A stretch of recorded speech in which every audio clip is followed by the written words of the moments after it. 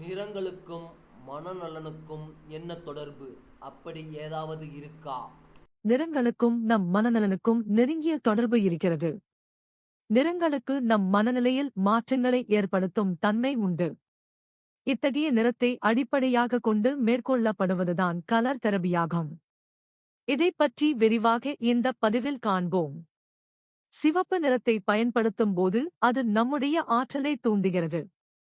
எனவே ஜிம்முக்கு செல்பவர்கள் சிவப்பு நிற டவல், ஷூ, வாட்டர் பாட்டில், உடை போன்றவற்றை பயன்படுத்துவது நன்றாக செயல்பட உதவும்.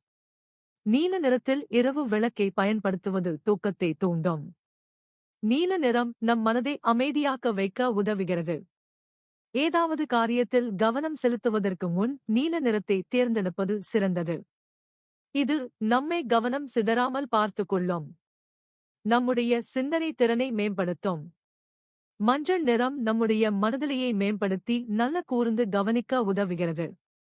எனவே பிள்ளைகள் படிக்கும் இடத்தில் மஞ்சள் நிறத்தில் பொருட்களை வைப்பது நல்ல கவனிக்கும் ஆற்றலை உருவாக்கும். தன்னம்பிக்கை இழந்து சோர்ந்து போய் இருப்பவர்களை கருப்பு மற்றும் சிவப்பு நிறம் ஆசுவாசப்படுத்தும். அந்த சோகத்தில் இருந்து மீள வைத்து உற்சாகமான மனநிலைக்கு இட்டுச் செல்லும். உங்களுடைய விருப்பமான வேலைக்கான நேர்காணலுக்கு செல்லும் போது கருப்பு மற்றும் சிவப்பு நிற ஆடைகளை அணிந்து செல்லலாம். இந்த நிறங்கள் நம்பிக்கையுடன் தொடர்புடையவை. மனநிலையில் புத்துணர்ச்சியை கொடுக்கும். ஆரஞ்சு மற்றும் மஞ்சள் நிறம் மகிழ்ச்சியான மனநிலையை உருவாக்கக்கூடியது. பெண்கள் ஆரஞ்சு நிறத்தில் தங்கள் துணி அலமாரிகளை அலங்கரிக்கலாம். அந்த நிற உடைகளை அதில் இடம்பெற செய்யலாம். சுப நிகழ்ச்சிகளுக்கு வீட்டை அலங்கரிக்கும் போது ஆரஞ்சு நிறத்தை தேர்ந்தெடுக்கலாம். இந்த நிறம் அனைவரின் கவனத்தையும் சட்டென்று ஈர்த்து உற்சாகத்தை அதிகப்படுத்தும்.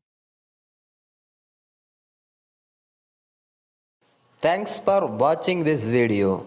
Please subscribe our channel. Thank you.